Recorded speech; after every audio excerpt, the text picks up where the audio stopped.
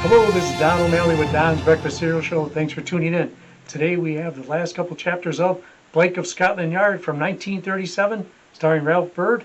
Also, we're going to have a Dick Tracy TV show, Dick Tracy versus Flat Top. So I hope you stick around for that one. So here we go with the last couple of chapters. I'll be back.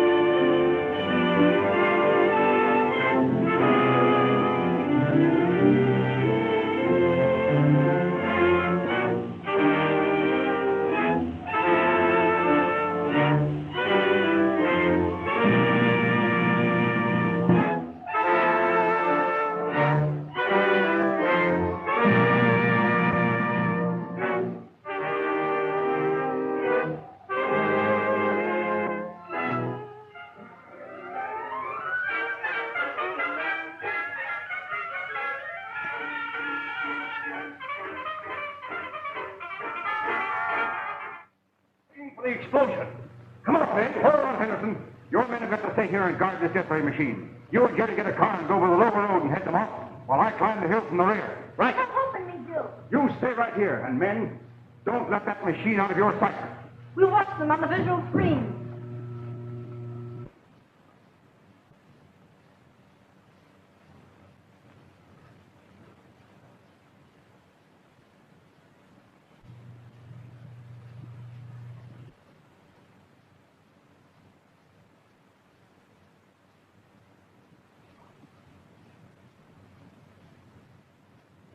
If anything happens to Uncle Jimmy, I'm going to put the ray on full force.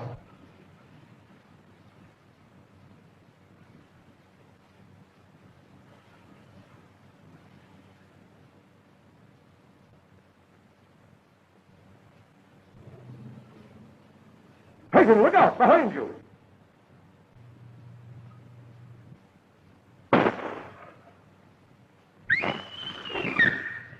Murdered! I'm going to turn on the ray. No, he can't be dead. I took the lead out of the bullets from that man's gun You what? when I was captured. Look, he's right.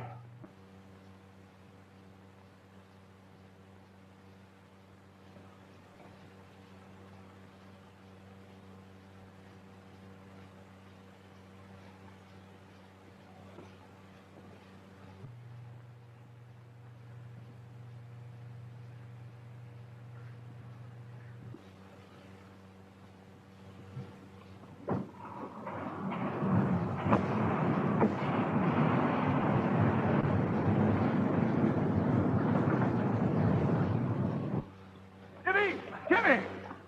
What happened? I'll tell you all about it later. Where's your car? Right here. Come on.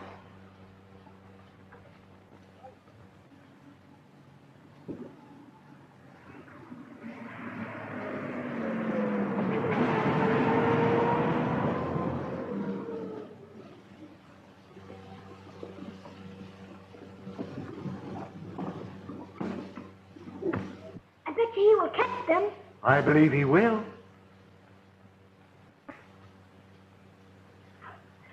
Catch them, Uncle Jimmy, catch them.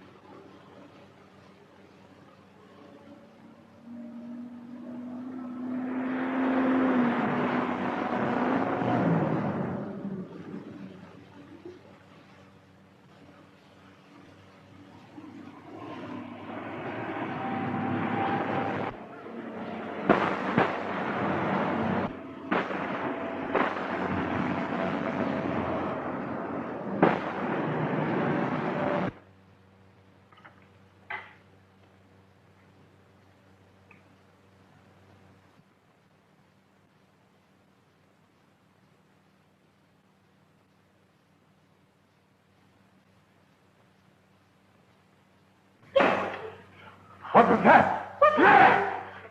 There he is. I see him.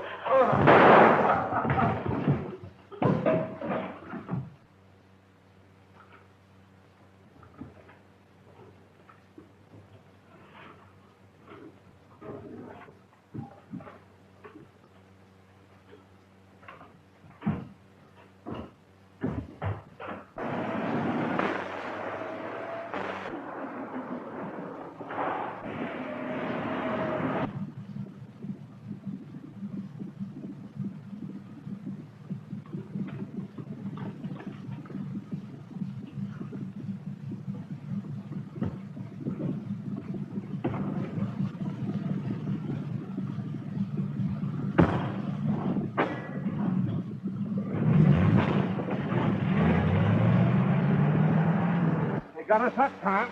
No fooling, my friend. Oh.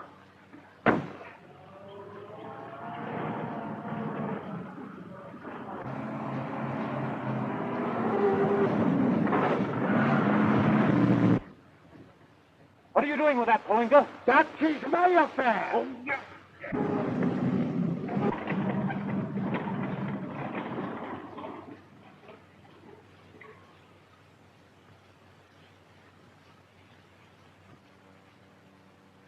Here comes a car.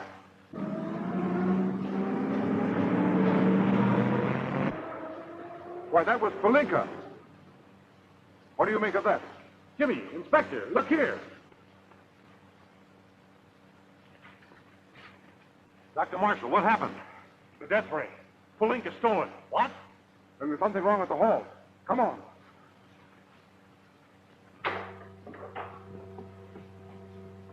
Gas.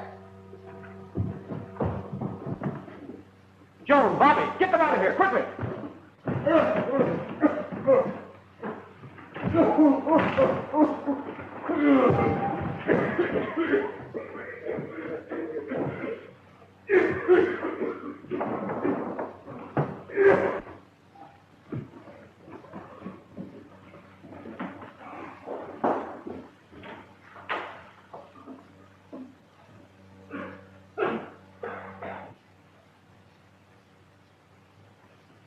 Jimmy, you don't think they're... No, Jerry. Just gassed. Temporarily unconscious. They'll be all right in a few minutes. I wish we could say the same. The death ray is gone. Henderson, that ray is no good unless Polinka contacts Count Bassel. Now, we know where Bassel lives. So as soon as it's dark, we'll leave Bobby and Hope and Dr. Marshall here. And you and I will...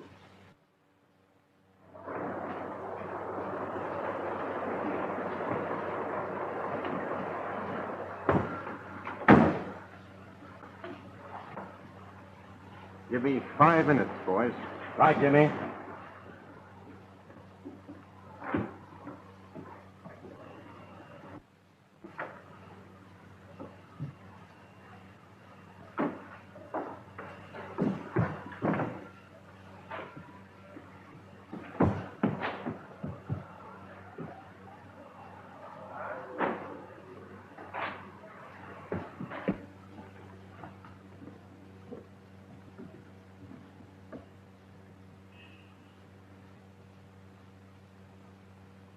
22.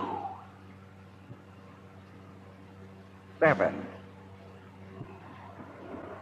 Keep the top door to the roof open. I'll use it later tonight. Right, Dell. Heaven bless you, sir.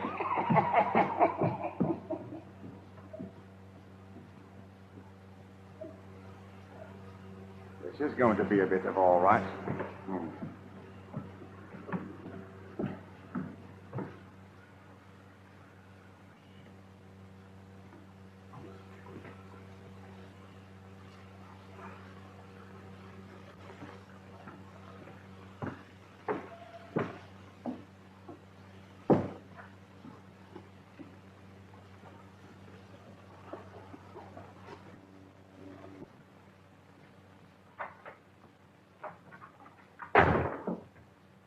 Who are you? You keep quiet, you won't get hurt. Is anybody here? Only my son, Jackie. In that ain't quite right in the head. Okay. Yeah, what you doing? Shut up. What is this? No. Shut up.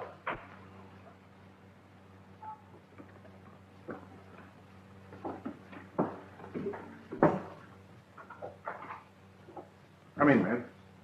All's clear. Go to the room above. Jerry knows it. And get that dictaphone working. I'll take care of this end. Right. Now, where are you going up to? Come along, step lively.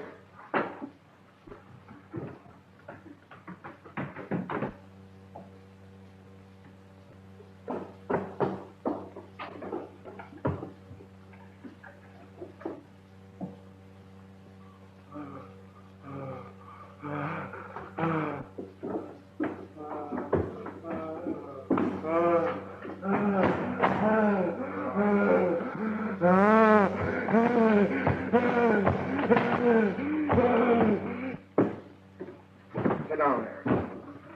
Put your feet over here.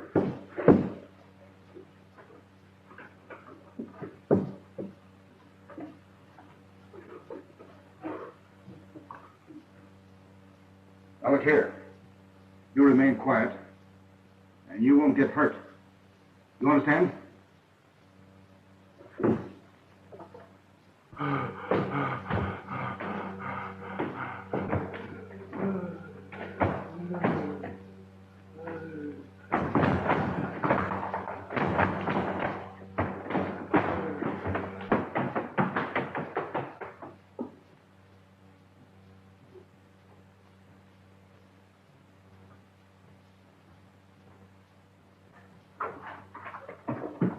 Who is that just came in here? Why, I'll be in the room over Count Vassal's. No matter what happens here tonight, you're deaf, dumb, and blind. That way you'll keep out of trouble. You understand?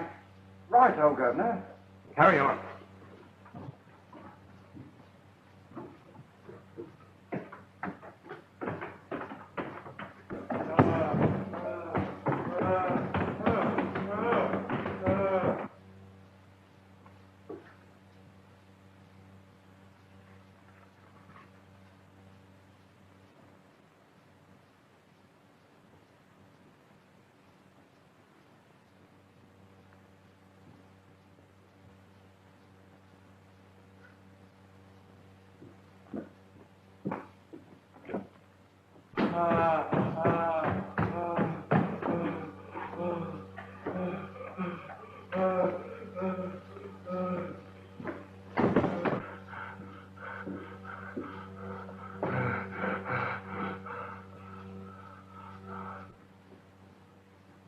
Have you got a knife?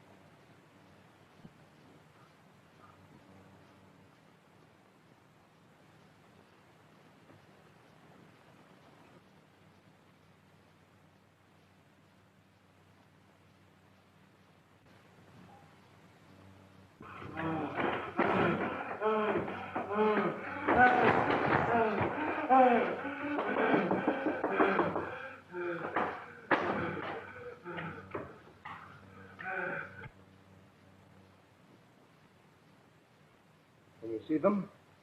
I can only see their shadows.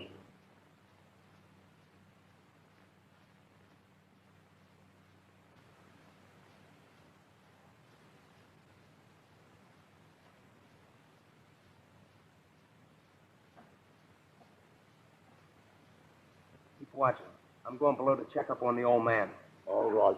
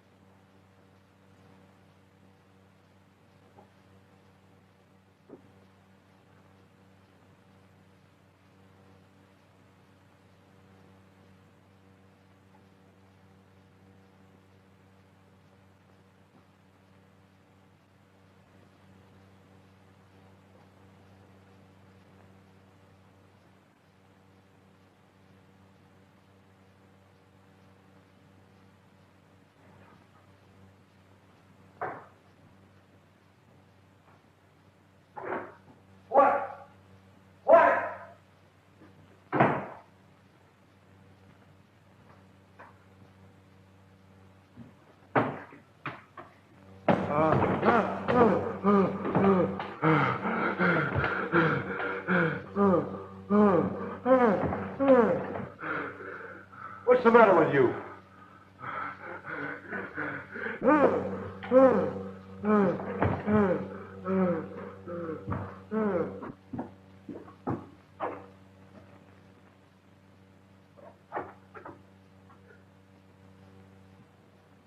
Come on, what are we waiting for? Let's rush them. No. They'll attack as soon as Peyton returns. And when they're all in the room, then we'll have the entire gang.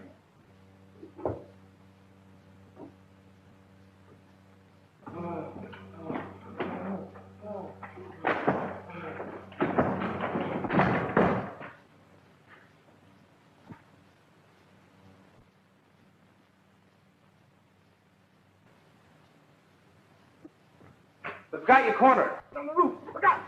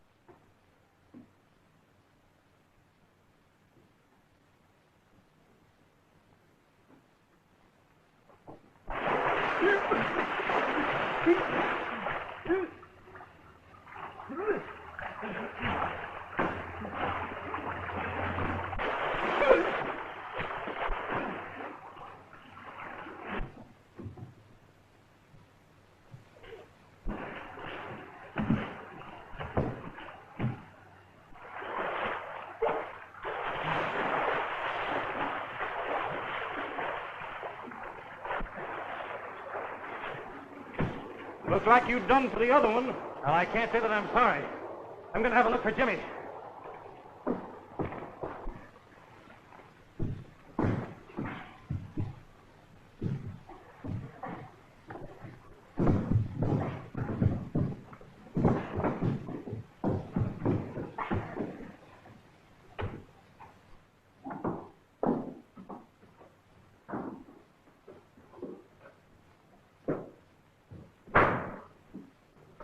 Get in there. Get in there. Hey, Jerry, hold this door, will you?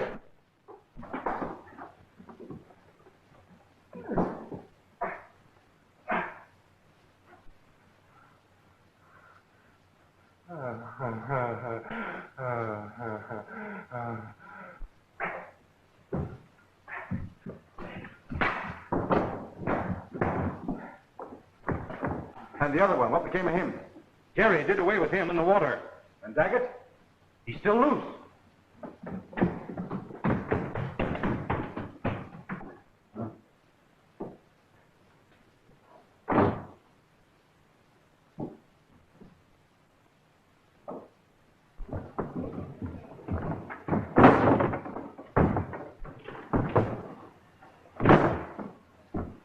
I say, what became of Nicky? Hey, come on. Here it comes.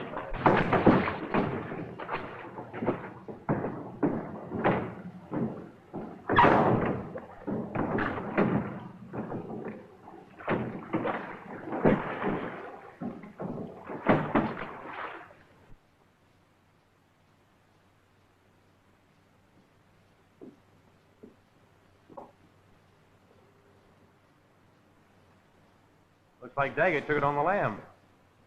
On the what? Skip it, Skipper. He amstrayed. I don't agree with you. I believe he ran away. Let's adjourn to the hall. This argument's wearing me out.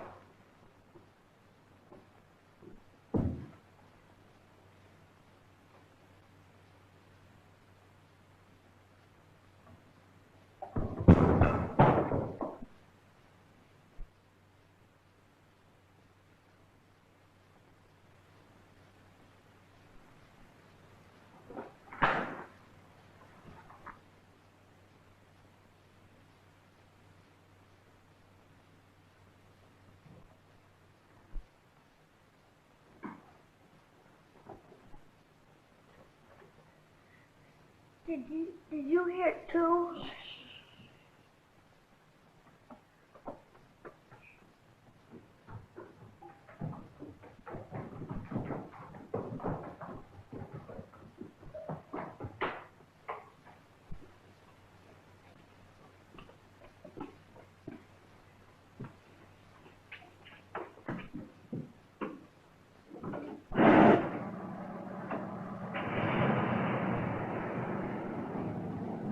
Bobby, put this on.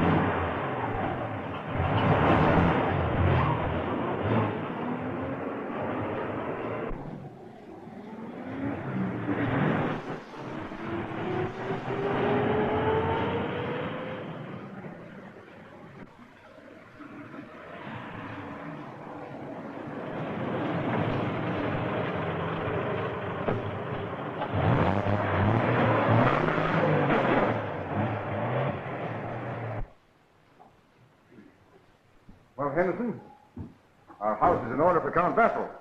Oh, Jerry. Yes? Come along.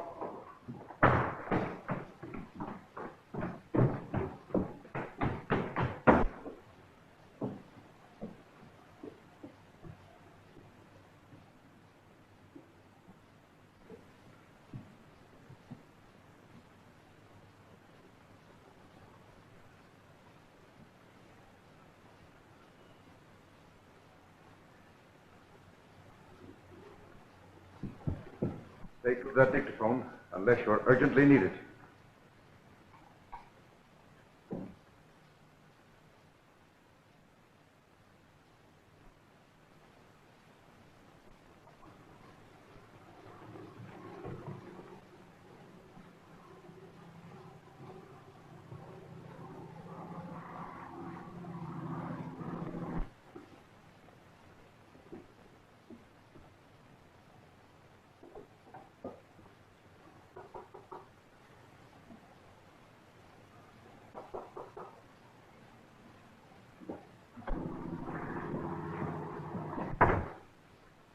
Is anyone waiting for me?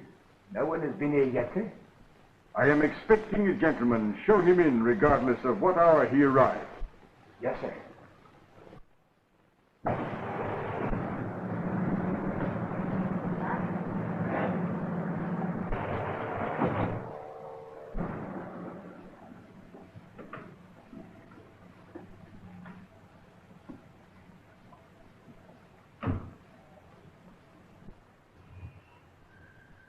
Well, we've got his number anyway, Hope. Quiet, Bobby.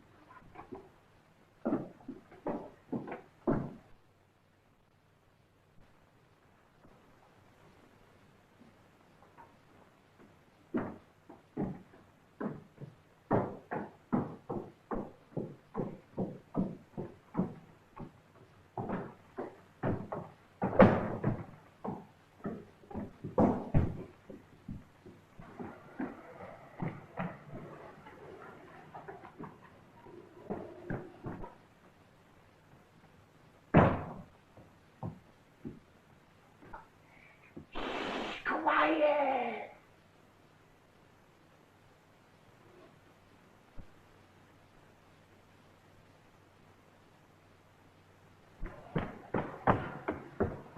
Stand by. I might need you to escape. Right, Governor.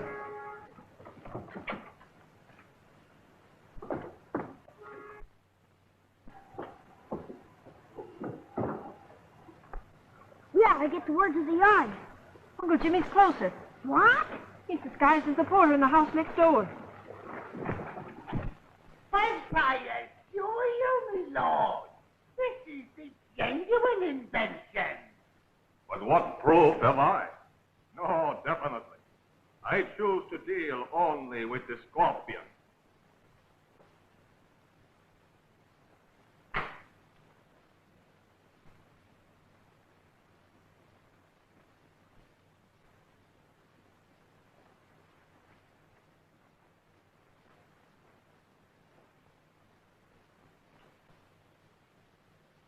If you prefer it that way, you shall deal with the scorpion. You are prepared to pay cash for this instrument, Count Basil?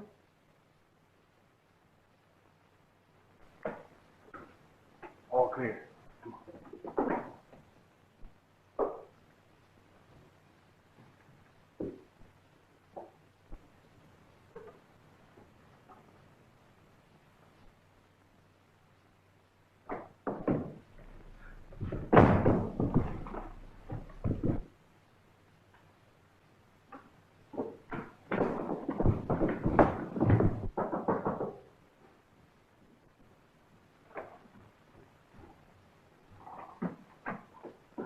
Uncle Jimmy, Quiet.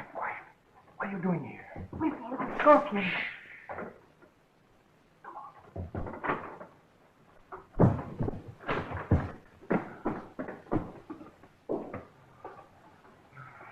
We heard something at the hall, discovered the scorpion, and followed his car here. You did well, my dear. But there are 2 scorpions down there now. So you'd best remain here, because there may be a bit of shooting. And you too, pal.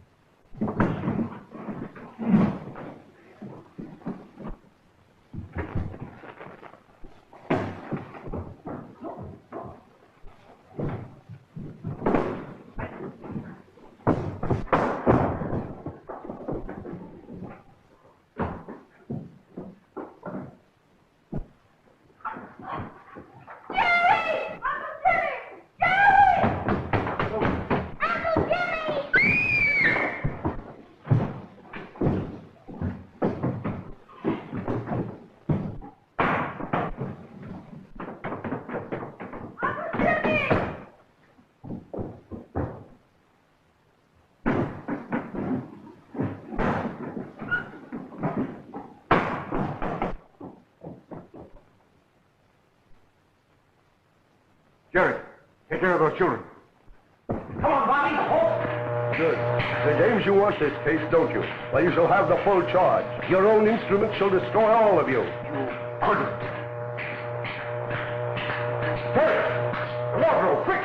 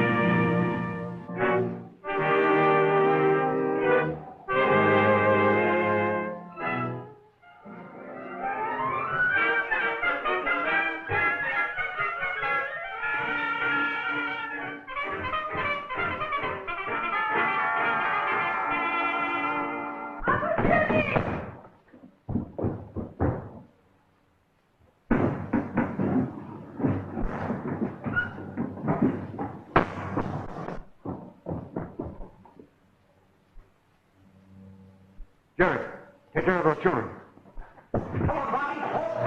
Good. The James, you want this case, don't you? Well, you shall have the full charge. Your own instrument shall destroy all of you. You couldn't. Hey! The law, quick! This way, come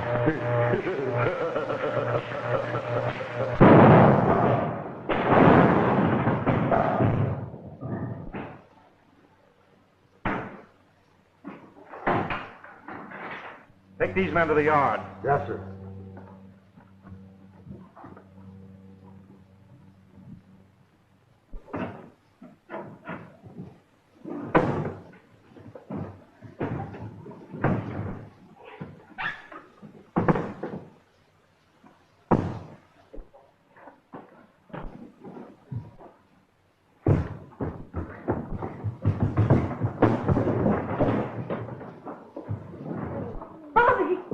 Bobby, are you hurt?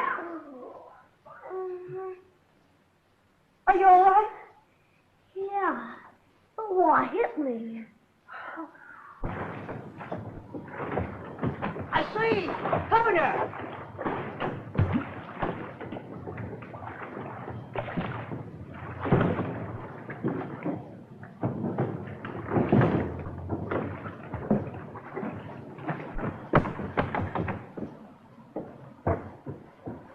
Jimmy, are you hurt? Not badly. I'm afraid we're all going to live. We have the death ray again, Henderson. Whoever the scorpion is, he knew that we were coming here tonight. Now, Basil and Polinka are disposed of. That leaves... Marshall. Dr. Marshall is supposed to be at Manor Hall, and we're going there to make sure. And we're going there fast. All except you, Henderson. I want you to drop by the yard and pick up everything that you have.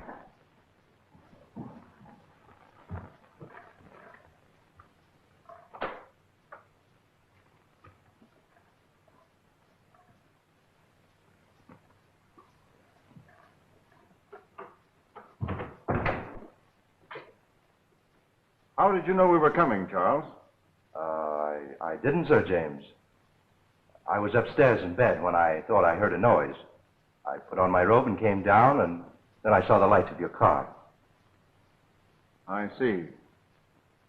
Is Dr. Marshall in his room? As far as I know, sir.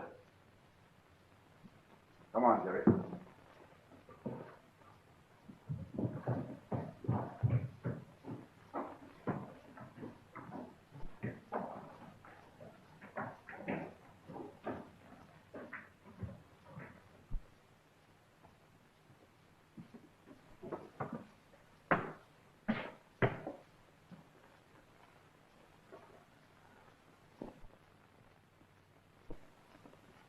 Wait here.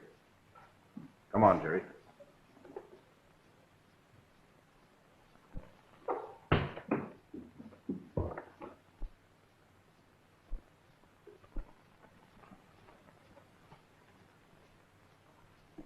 Is anything the matter? We thought we heard something, Doctor. Evidently, we're mistaken. Obviously, I heard nothing. We thought we heard something, Doctor. Evidently, we were mistaken. Obviously, I heard nothing. Well, I'm sorry. We mustn't disturb the doctor any longer. Good night. Good night. Good night.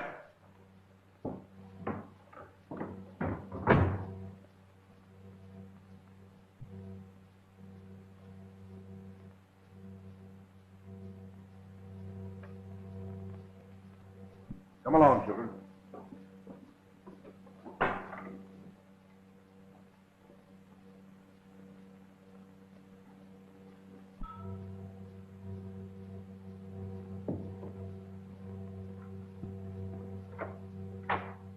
Has Sir James arrived? In his room, I believe, Inspector. Shall I? No, thanks. I'll go right up.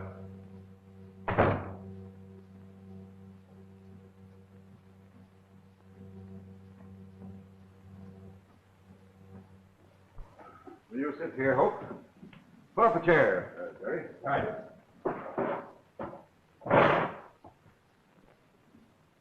This book contains all the notes that I have made on this case.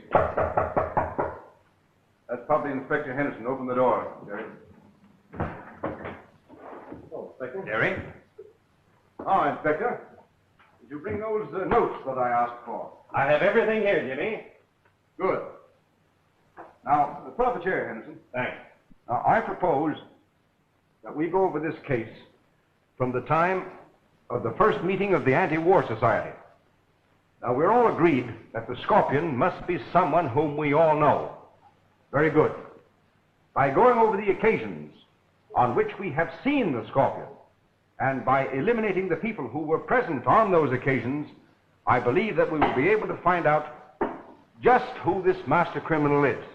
Agreed? A good idea, Uncle Jimmy. Go ahead. Now, the first time we saw the Scorpion was, was in the lodge, after he had captured the death ray and was trying to force Jerry to operate it. Do you recall that, Jerry? This tube is the secret of the invention. Lake removed it from the machine. Click it in the machine.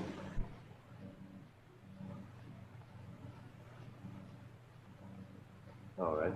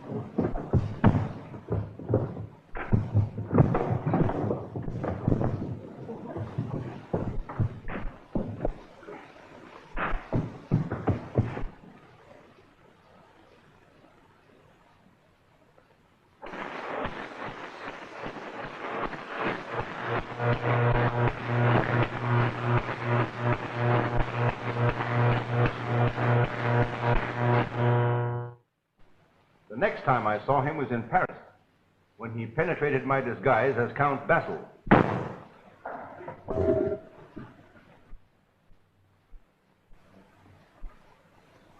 Who is this impostor? Sir, we shall see which is the impostor.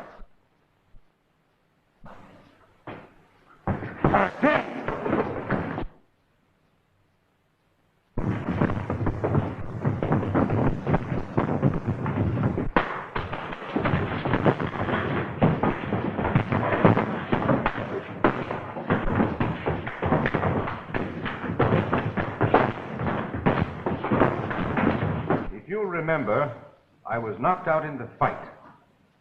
And when I recovered... We have discovered that we placed in the machine a tube that emitted a harmless ray. Your safety depends upon your instant disclosure of the hiding place of the genuine tube. My life is not important. The tube is safely hidden at Mallow Hall. Either speak at once, or I will bring Miss Mason here. You will be a witness to the means I have of making her speak.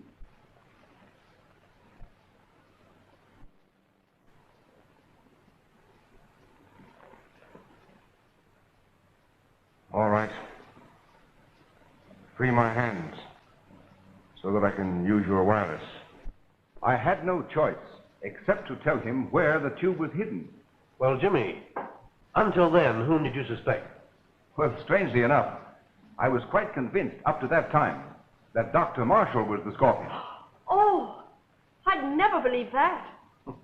My dear Hope, your trust in Marshall was fully justified when, in trailing the Scorpion through a passage in Paris...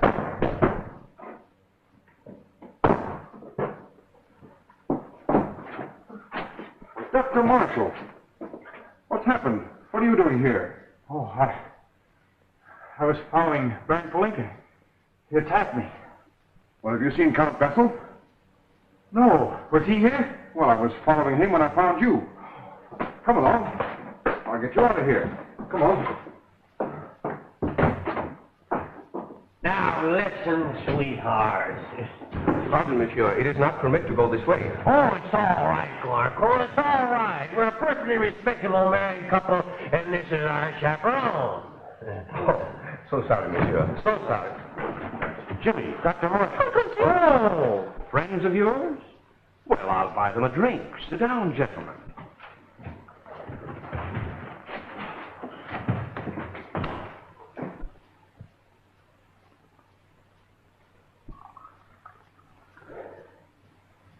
Oh, I'm sorry. I'll have to go back to my hotel. By all means, Doctor. Jerry will put you in a cab. Let me help, Doctor.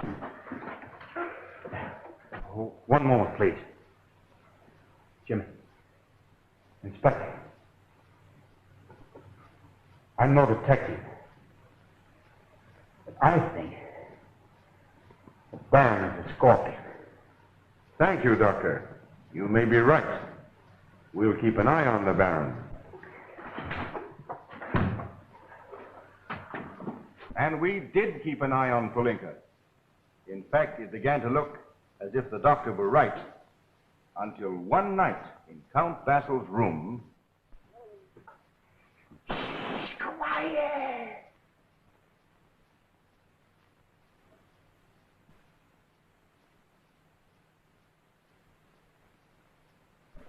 I assure you, my lord, this is the genuine invention. But what proof have I? No, definitely. I choose to deal only with the Scorpion.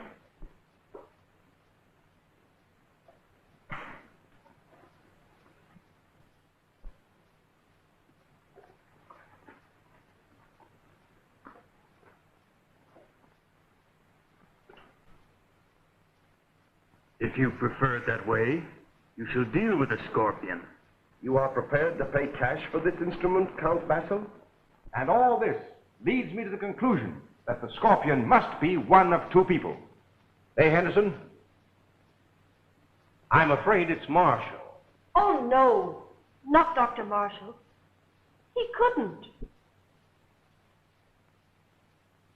I have it. How about Charles, the footman? I've considered Charles. But whoever it is, we're going to force him out in the open tonight. Tonight? What are you going to do, Jimmy? Plant this. But the death ray is in my vault at Scotland Yard. Of course it is, Henderson, but the Scorpion doesn't know that. And this may fool him. Now, I'm going to place this in the safe because of the fact that the Scorpion seems to have advanced information on everything we do.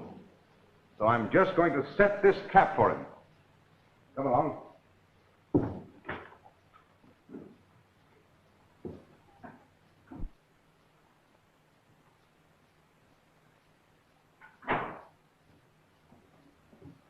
Well, an early breakfast tomorrow, everybody. So you better get to bed. We have a lot to do in the morning. Good night, sir. Good night, Jimmy. Come along, Inspector. Good night. Good night, Uncle Jimmy. Good night, all. Uncle Jimmy. Good night, Bobby.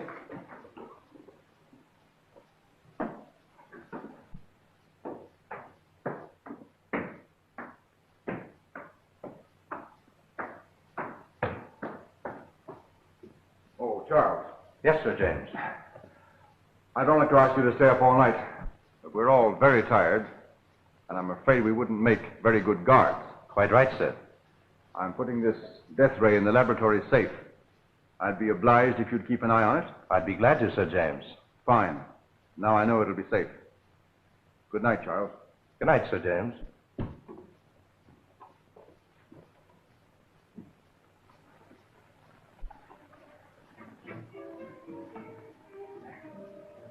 Ready? Ready. Come on.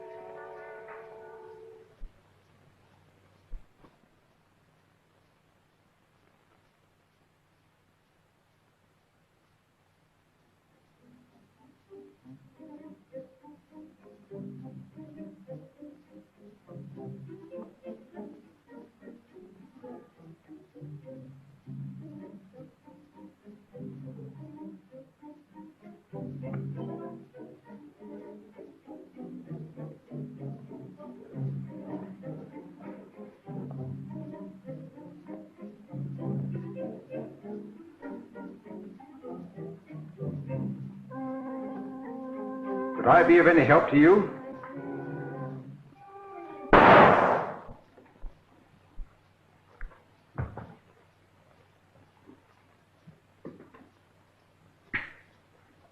Keep back.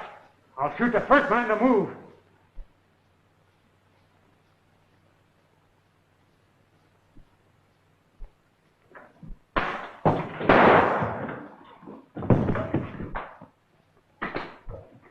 Well, my friend, it seems we've come to the end of the trail.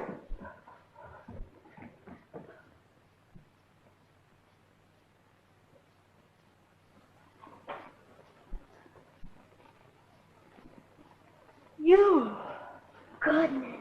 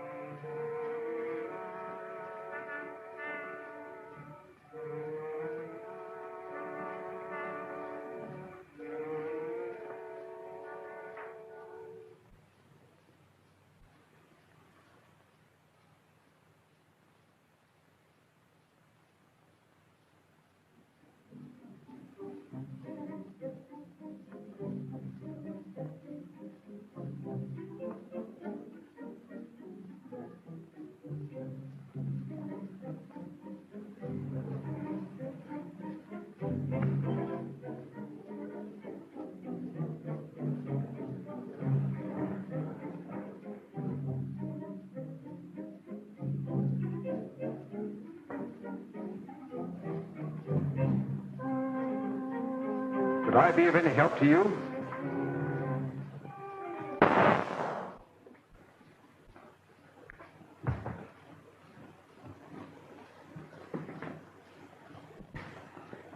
Keep back. I'll shoot the first man to move.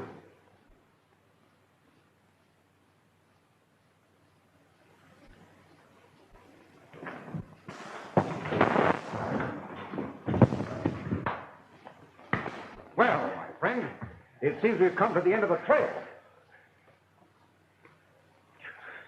Dr. Marshall, the Scorpion.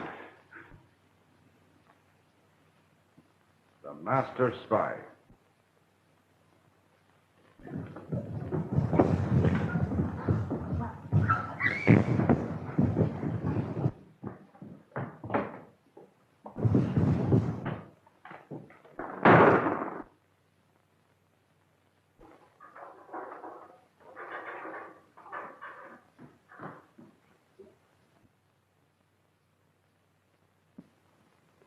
Oh, you wait here calmly, we'll get him. Calmly, huh? Maybe I better get my knitting.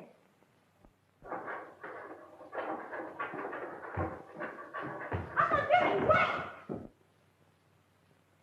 He's framing you for a bust. He's playing you for a pair of suckers. Bust? Suckers? Sure, the dynamite they planted in the dungeon is still there.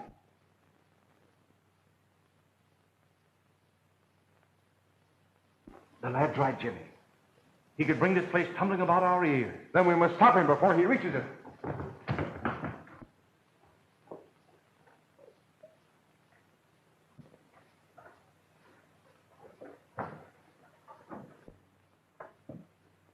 Jerry, take Hope and Bobby back to the castle. Yes. Oh, but Uncle Jimmy. We'll not discuss it.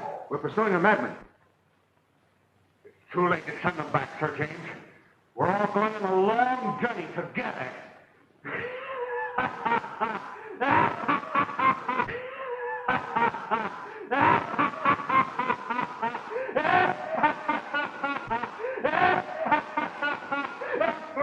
It's Charles. Wait. That dynamite goes off, it'll blow us to Kingdom Come.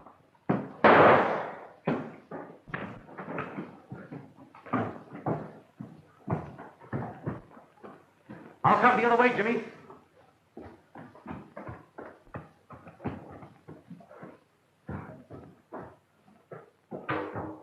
Excellent, Charles. You'll be promoted at the yard for this. Thank you, sir.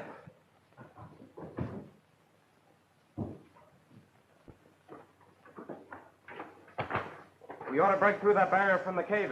Then let's get it done.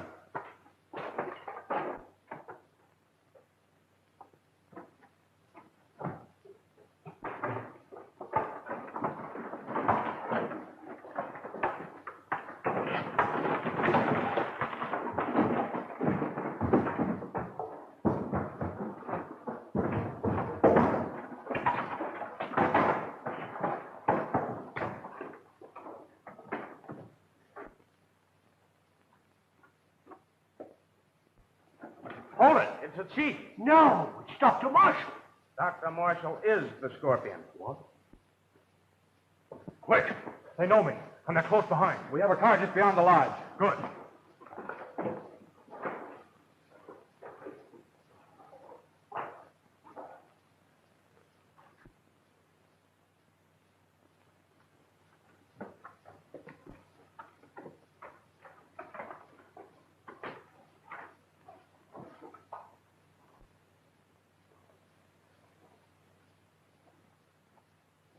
Why, Sir James, what is this? We discovered this weeks ago, Charles. It leads to the lodge. And I want you to get a car and go up there quickly. Yes, sir. Come along, Henderson.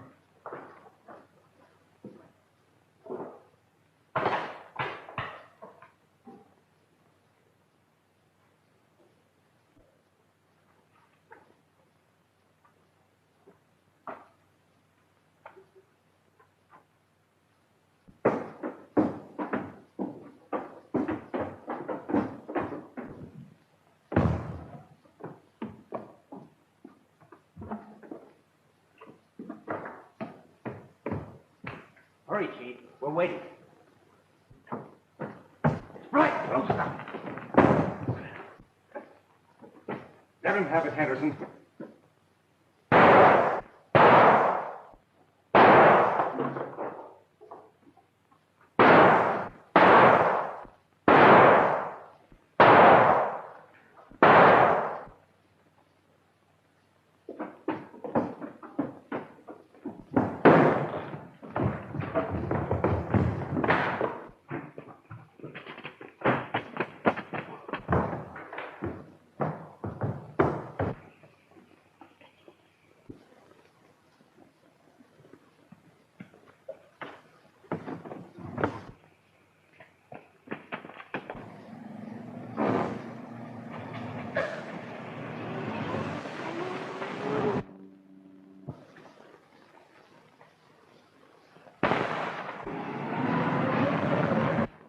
Fires, Jimmy.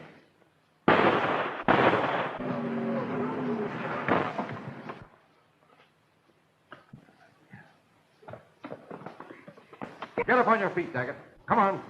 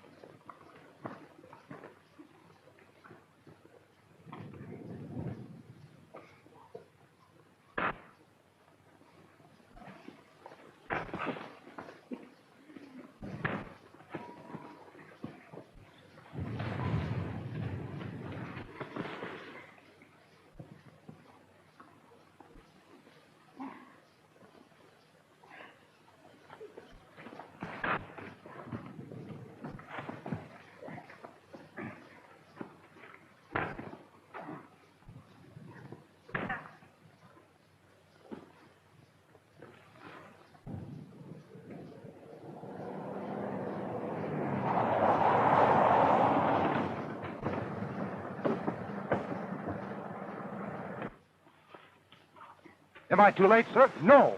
Take care of these prisoners. There's one down at the foot of the hill. Henderson, I'm going back to the hall.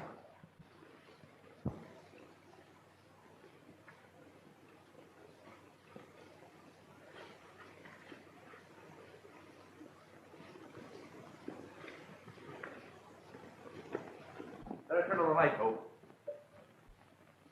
Get me Scotland Yard. Tell them to send all the men they have. Oh, I don't know. I guess Jimmy and Henderson can put the bee on his nibs. Whatever that means.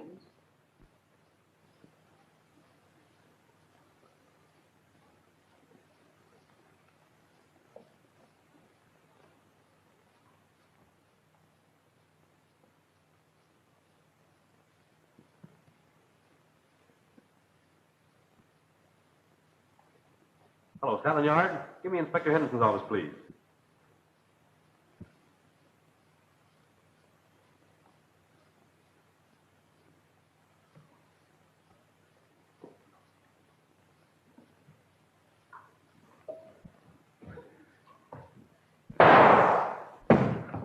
We'll delay that report a little while, Sheehan. Where's the death ray? Why, it's in,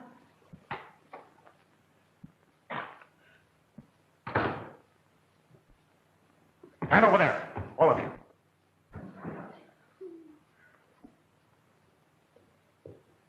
Just a moment, Sir James. Perhaps you'll give me the information Mr. Sheehan refuses. Where's the death ray? Tell him to go boil a radish, Jimmy. I can't sacrifice your lives for the sake of the invention. You win, Doctor. It's in the safe. Open it.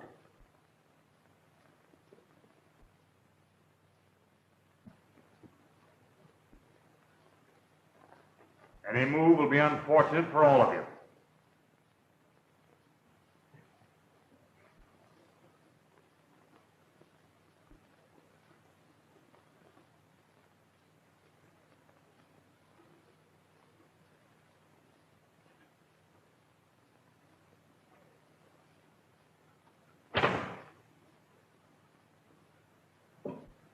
That'll be enough. Get over there with him.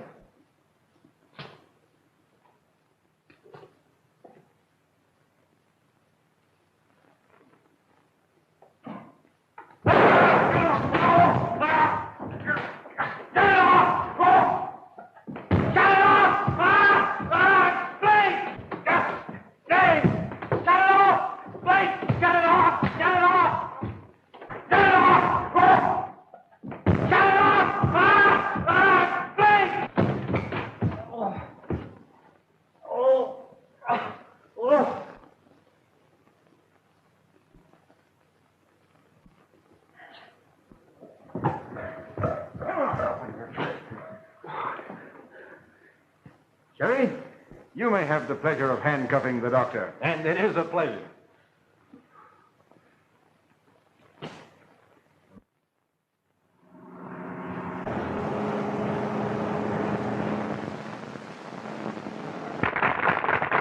And gentlemen of the League of Nations, in behalf of my young friends and myself, I wish to acknowledge the honor that you have seen fit to bestow upon us.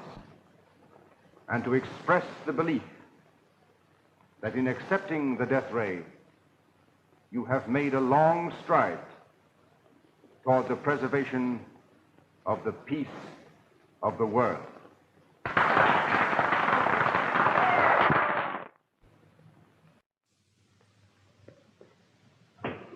Jerry, be careful. Listen, sis, the war's over. You try to forget you're an inventor and a gun moll and just be a... Of what, Jerry? Well, let's call it a girlfriend.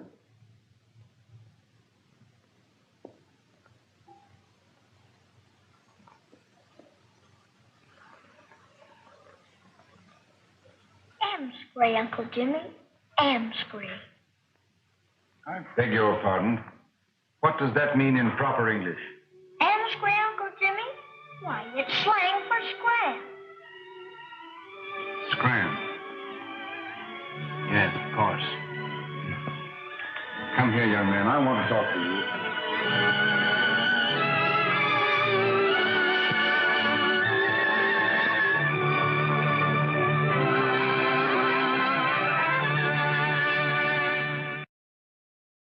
Oh, hello, my kitties. Granny from Granny's Haunted Parlor. And you're watching the man, the myth, the legend himself, Don O'Malley, in Don's Breakfast Cereal Show. Oh, I just love the cereals that he shows, and his cereal is not too bad. A little crunchy for my taste, but I'll eat it. So good on you, Don. Keep watching Don's Breakfast Cereal Show. You can't go wrong with Don.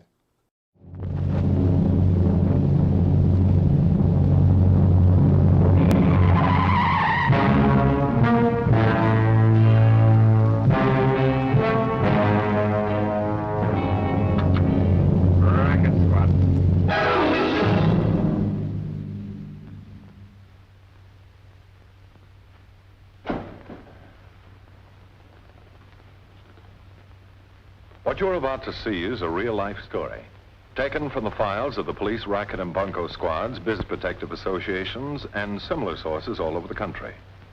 It is intended to expose the confidence game, the carefully worked-out frauds by which confidence men take more money each year from the American public than all the bank robbers and thugs with their violence. Braddock, ready. What you're about to see is a thrilling, dramatic real-life story, taken from the official files of the police racket and bunco squads, business protective associations, and similar sources all over the country. It is presented by Philip Morris as a public service to expose the confidence game, the carefully worked-out frauds by which confidence men take more money each year from the American public than all the bank robbers and thugs with their violence.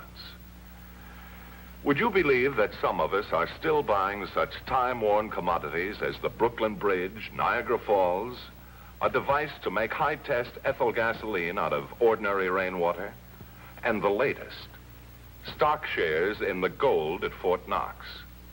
Well, you can believe it. As this gentleman, an authority, will tell you, it happens all the time. Commodore Stitch, when did you last sell the Brooklyn Bridge? It was a Golden Gate Bridge. It wasn't too long ago. And where did you spend the following summers, Commodore? I believe it was at a bay resort called San Quentin, but the rates were too high.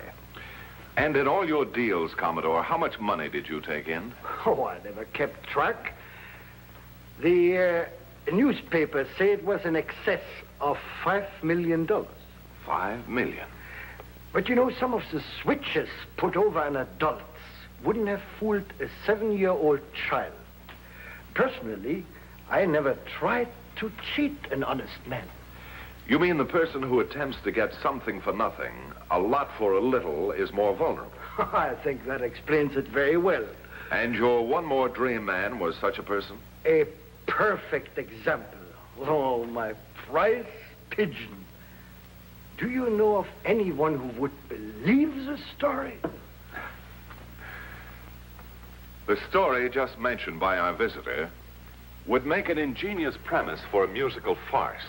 But as a scene out of everyday life, you may find it extremely difficult to believe. But it did happen. to our friend the Commodore, and to a money-hoarding millionaire whom we shall call Mr. Titus Mealy. It began at a time when Commodore Stitch was traveling the Oregon Short Line. Con lingo, this means during a period when the Commodore was financially frustrated. That's my magazine.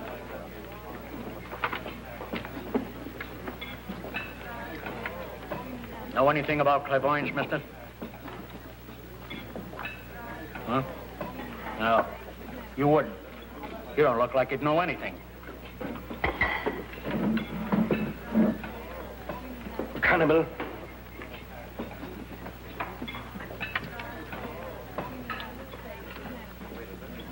How's business? Very good. After observing some of the gluttony around here, I don't see how you can manage to stay in business serving all the food you can get for 50 cents. I've wondered about it myself.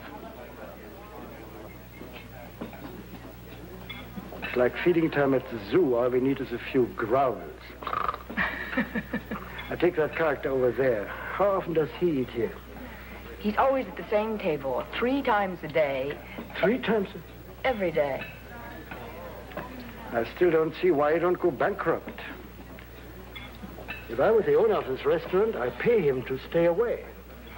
The funny part of it is that he can afford 10 of these restaurants and still have a couple of $1 million left over. Titus Mealy, eccentric multimillionaire.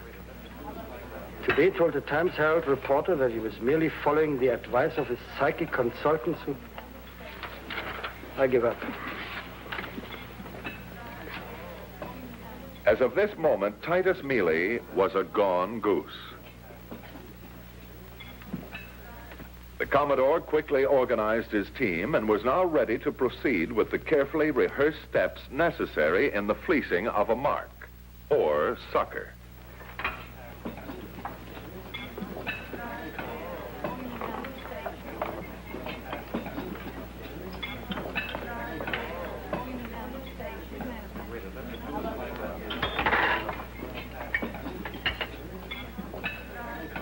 The volume, Adventure in Clairvoyance, with the exception of Chapter 3, was authentic. The distinguished-looking gentleman on the front piece was a fraud. Our old friend, Commodore Stitch.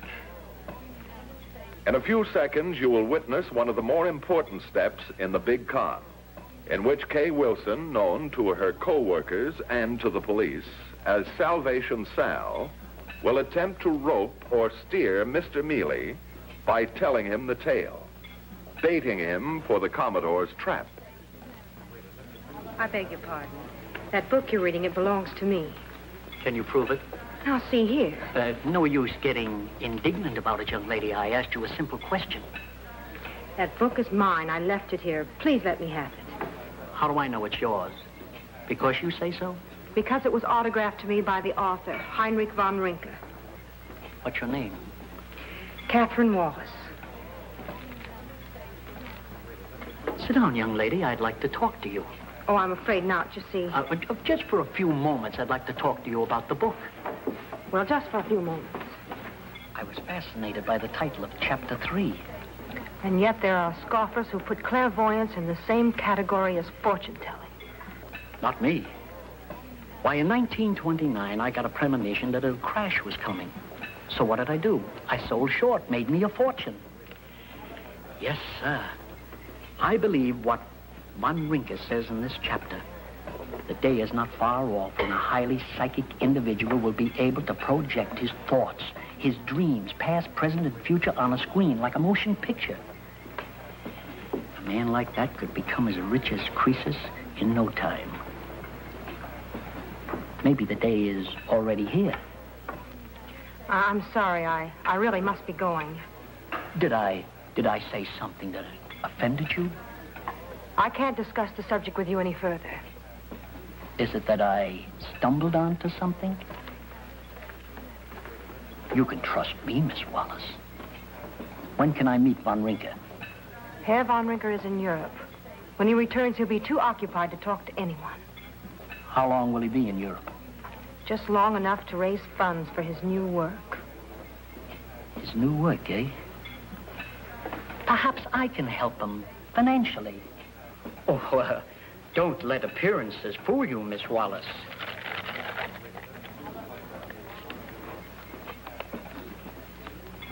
The meekness of the mighty. And here I was feeling sorry for you. No, I'm not poor, and I'd like to help Von Rinker. He won't accept financial aid from you or any other individual, Mr. Mealy. Suppose he doesn't get any help in Europe. What then? It would just delay his work that much longer. He's no longer young. Then we've got to help him in spite of himself. But how? Suppose I was to head a scientific group. Call it the Institute of Metaphysical Research. Put all the bills myself. Kay Wilson has now skillfully maneuvered Mr. Mealy into a spot where he's not only begging to be fleeced, he is also furnishing the device. Mr. Mealy was now firmly on the hook. The next step was giving him the breakdown, determining exactly for how much he could be taken. Well, how large a tap would you say Titus Mealy is good for? Beats me. For a character who dresses as he does and eats in beaneries, I doubt if we'll even get a sawbuck out of him. He's good for 100 G's, if not more. I've given him a good canvas. He's a pushover for horoscopes, fortune tellers, anything that will give him an edge in adding more of the filthy lucre to his already swollen millions. But wait till he gets a load of that dynamic thought projector. I lay 6-2 and even right now. The first thing he will ask for is a tip on the stock market and the winner of the Kentucky Derby. That's Mealy. Benny, you better phone your friend at Associated Press right now.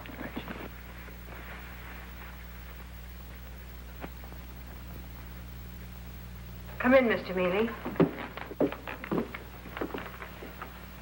Miss Wallace, I intend to spend the rest of the evening in the laboratory. I do not wish to be disturbed. What's the matter with him? He's been in a horrible mood all day. Guess his European trip must have been a washout, huh?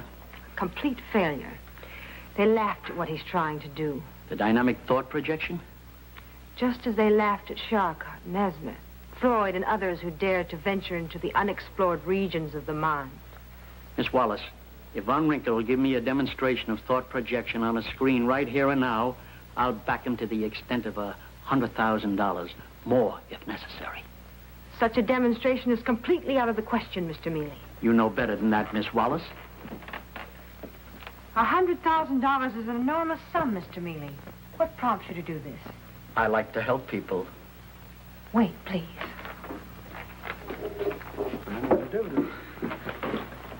I told you distinctly I do not wish to be disturbed. I will not have you shouting at me this way. You make me shout. I never shout. Has he erased the ante? Herr Von Rinker, just this once, please. All right. For you, I do it. A demonstration of clairvoyance. Nothing else.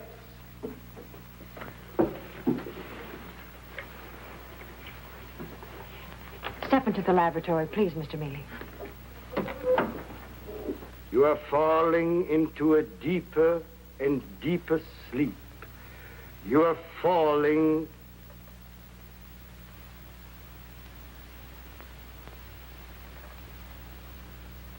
You will pay no attention to outside disturbances. You hear only my voice. Soothing. Soothing. You're falling into a deeper and deeper sleep. You're falling into a deeper and deeper sleep. You're falling into a deeper and deeper sleep. You're falling into a deeper and deeper sleep. The subject has reached the 5th degree of hypnosis. This is known as somnambulism. He's now able to see and perceive independently of the physical sense of sight, to see beyond the veil of eternity into the past, present, and future. Due to this repeated experiments, the subject is approaching a state of clairvoyant exhaustion. To continue without purpose would destroy 10 years of painstaking efforts and research. However, I will permit him to answer 2 questions, which you will write on this index card.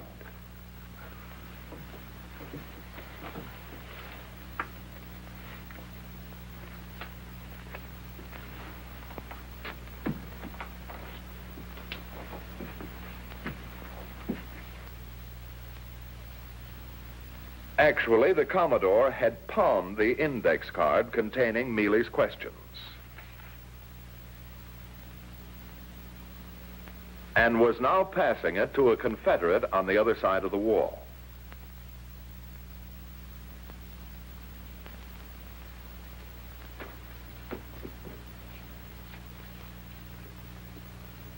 Are you asleep? You may talk. Are you asleep?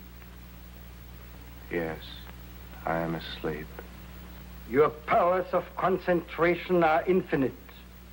For you, there's no distance, no space, no time, no resistance. A visitor has asked 2 questions, which you must answer. What is the first question? I repeat, what is the first question? Is there a Wall Street stock due for a sensational decline within the next few months? What is the answer to this first question? There is such a decline imminent. Ask him the name of the stock. Bulgarian. What is the visitor's second question? He wishes to know the winner of the Kentucky Derby. What is the answer to this second question? It is very difficult for me to see that far into the future. I begin to see a name. Now it fades. I no longer see it. It brought to mind a city in the Midwest, also of that name. Omaha. I'll put down a little bet for you, too, Professor. Silence! Was the name of the horse Omaha? I cannot say for certain. It faded too soon.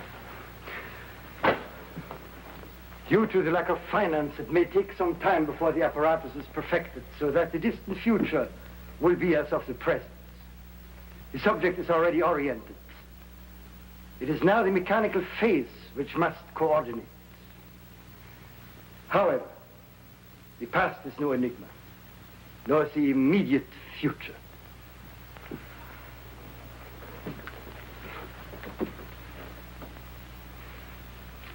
You hear only my voice. Your mind is relaxed, passive. You're in full control of the 5 senses. Your powers of concentration are infinite.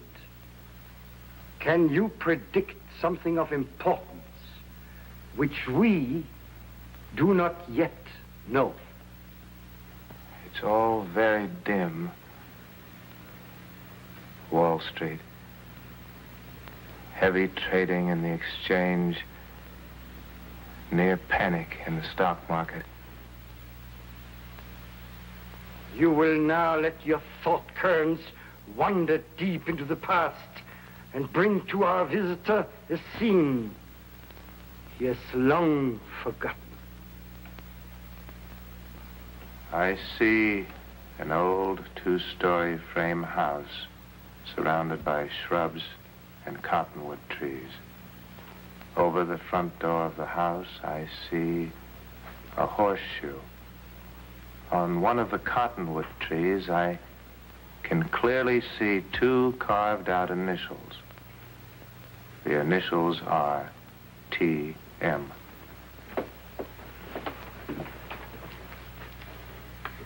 Do you recognize this scene? It's the old farmhouse in Kansas.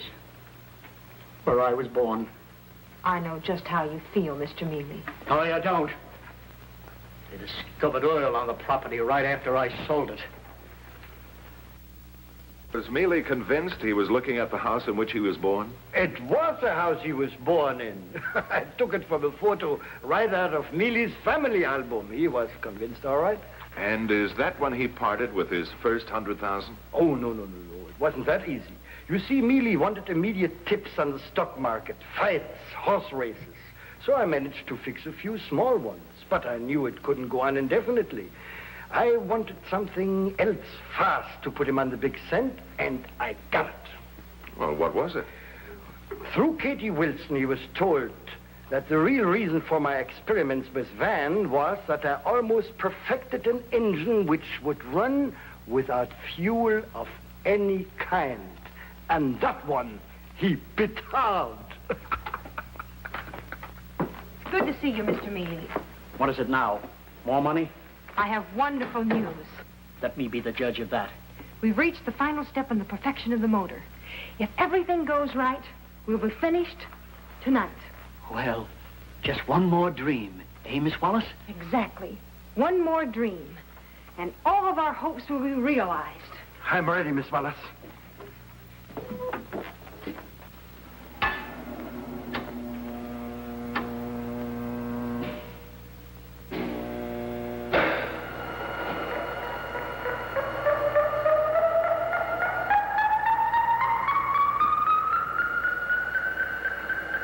I need not remind you that we are on the threshold of a great discovery. Should the atom eventually be split, which I doubt, it still would not dim what's about to transpire here in a matter of few moments.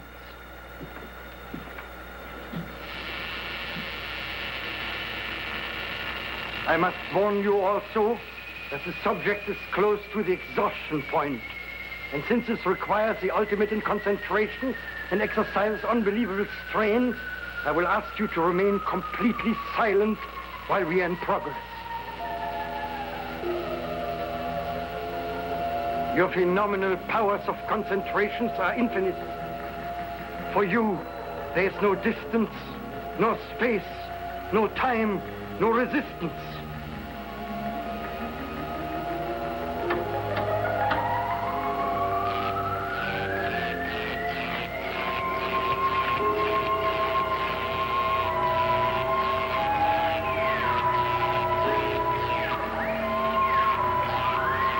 You now see clearly what heretofore has been a labyrinth of confusion.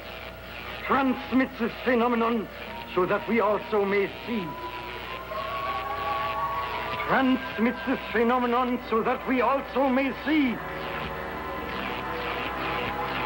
Transmit this phenomenon so that we also may see.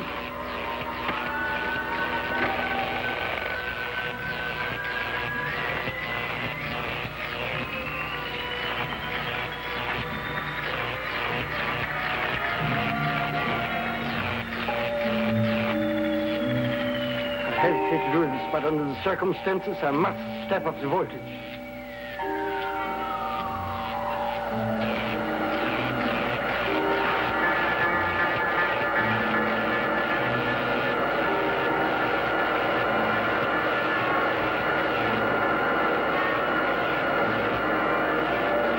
What is this?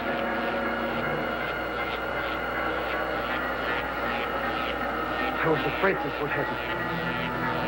Oh, a work of a lifetime. What do you mean? Subject has developed insomnia. What? Clairvoyant insomnia, work of a lifetime, ruined. Ruined. Well, do something. Nothing we can do. Step up the voltage. And cause a cranial hemorrhage that will constitute murder.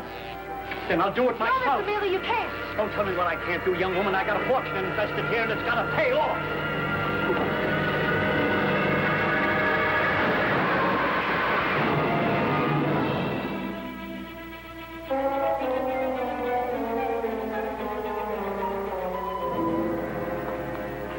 This man is dead.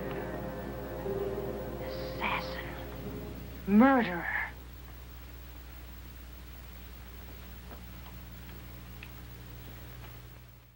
Held for manslaughter And with Cabe pleading with the Commodore to call it accidental, Mealy was more than happy to contribute an additional $50,000 to the subject's widow.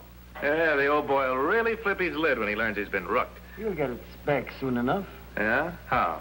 As long as they are helpless widows and gullible spinsters. He'll do all right. And when did Mealy first tumble to the hoax? Oh, about a year later, when he ran into the real Van Rinker in Vienna.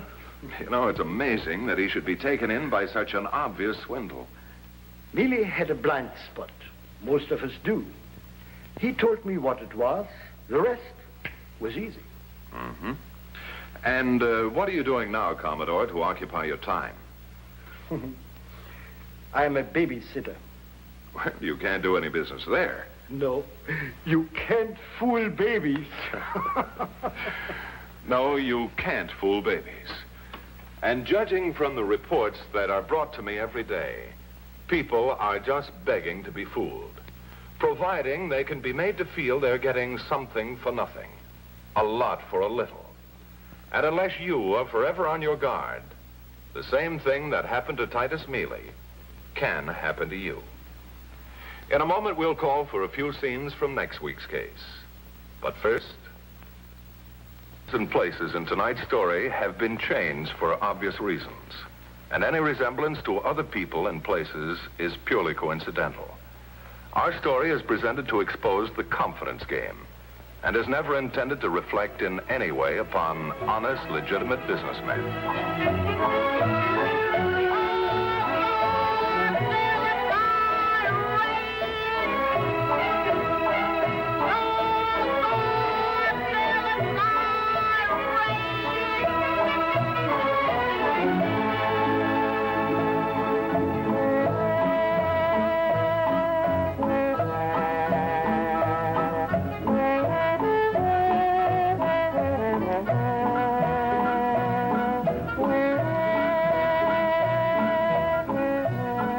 Tune in every Monday night when Philip Morris presents My Little Margie, starring Gail Storm and Charles Farrow over most of these same stations.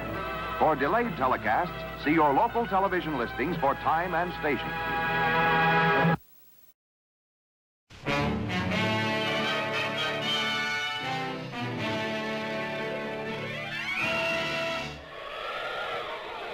Up in the sky, look!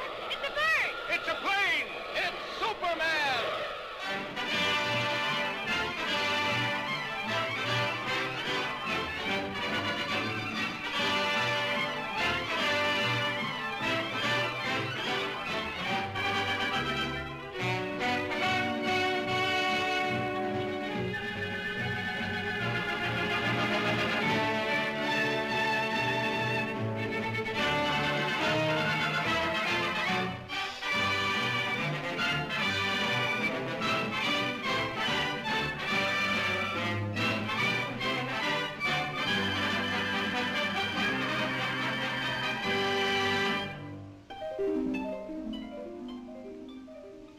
In the endless reaches of the universe, there once existed a planet known as Krypton, a planet that burned like a green star in the distant heavens.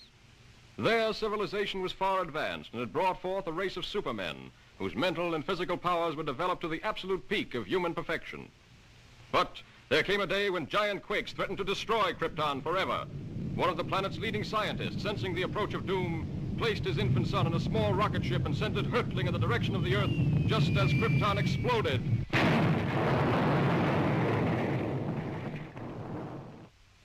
The rocket ship sped through star-studded space, landing safely on Earth with its precious burden, Krypton's sole survivor. A passing motorist found the uninjured child and took it to an orphanage. As the years went by and the child grew to maturity, he found himself possessed of amazing physical powers. Faster than a speeding bullet, more powerful than a locomotive, able to leap tall buildings at a single bound. The infant of Krypton is now the man of steel, Superman. To best be in a position to use his amazing powers in a never-ending battle for true justice, Superman has assumed the skies of Clark Kent, mild-mannered reporter for a great metropolitan newspaper.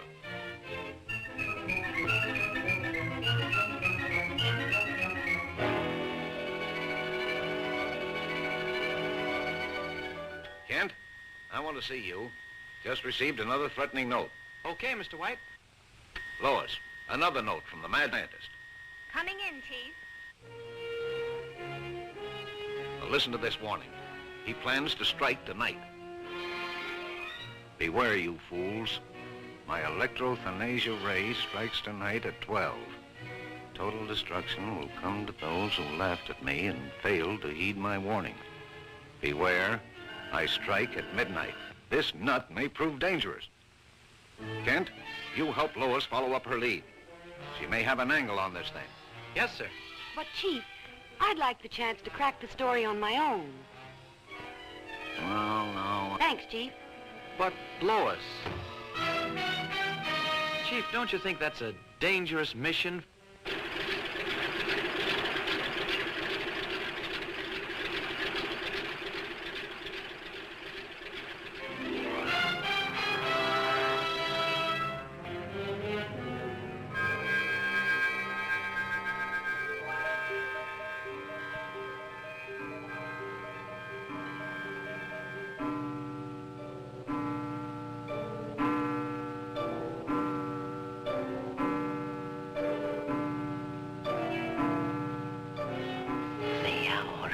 Come.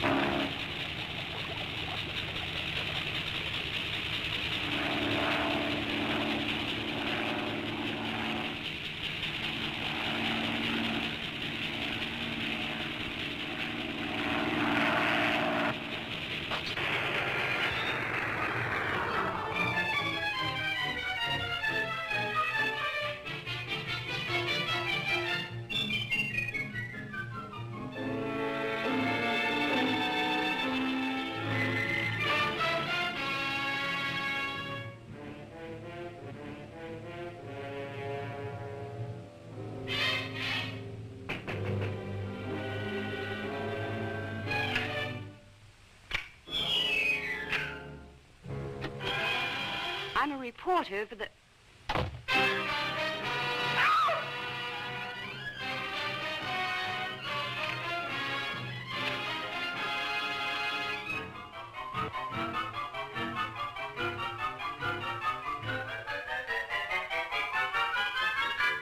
So, you want a story?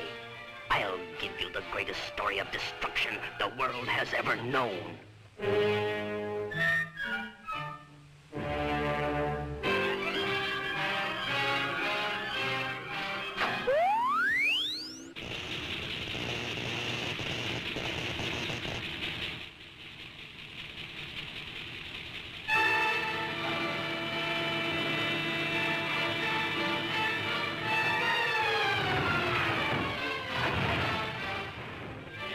How is that for a story, Miss Lane?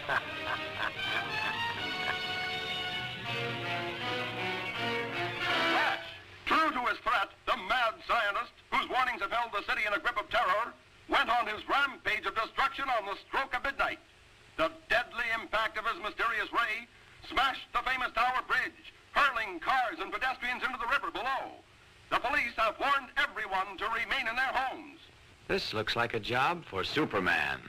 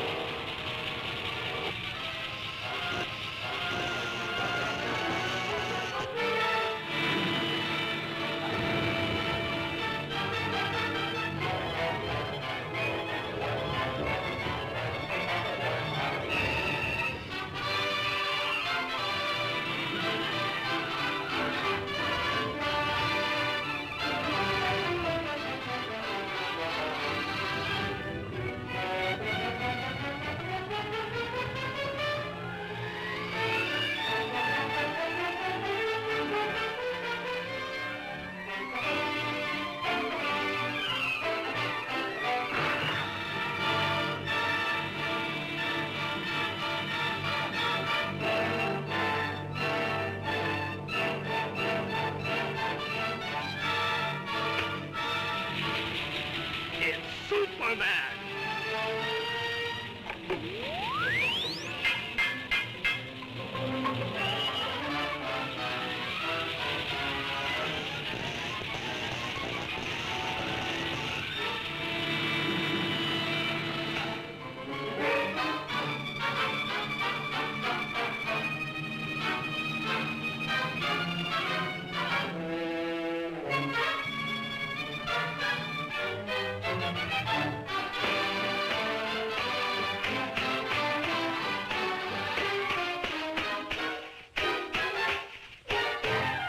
I don't believe it.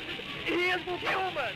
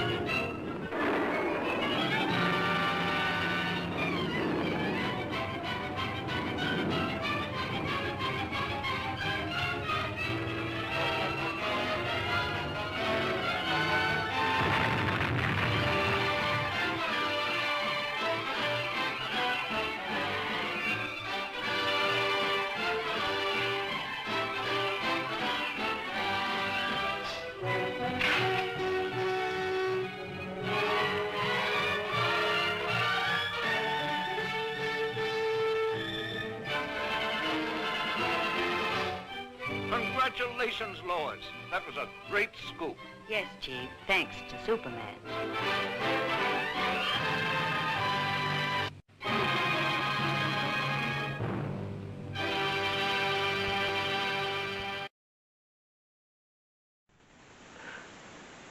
Back already, that was the end of Blake of Scotland Yard from 1937 with Ralph Byrd. Now join us next time for Dick Tracy versus G-Men. Another great serial. Any serial with Dick Tracy in it is great. So if you miss one of my shows, go to YouTube under Donald O'Malley or Don's Breakfast Cereal Show. Hit like and subscribe and you'll never miss one of my shows. So thanks for tuning in. Stay safe and be kind to each other. Good night, folks. Hope to see you next time.